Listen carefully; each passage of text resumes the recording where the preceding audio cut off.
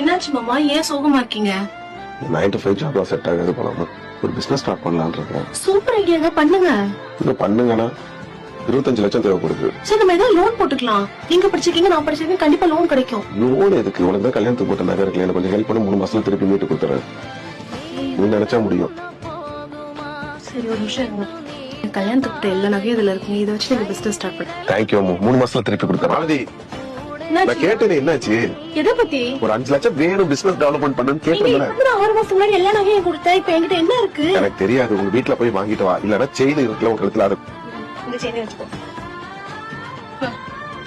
ஒரு 10 லட்சம் மட்டும் உங்க வீட்டுல போய் கேட்டு வாங்கிட்டு போ, எனக்கு பிசினஸ்க்கு தேவைப்படு கொடுத்து. இப்ப வெளில எல்லாம் போய் பாரு, ஒருத்தர் எவ்வளவு பண்ணிக்கிறியா போய் உங்க அப்பாட்ட வாங்கிட்டு வாங்கிட்டு வா, அவ்வளவுதான். என்னால முடியவே முடியாது, எங்க வீட்ல இருந்து ஒத்த பைசா நான் வாங்கிட்டு வர மாட்டேன்.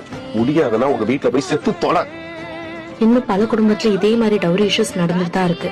பெண்கள் நம்ம எதிர்த்து நிக்கணும். இன்னொரு ரத்தனியாவா நம்ம ஆயிடக்கூடாது.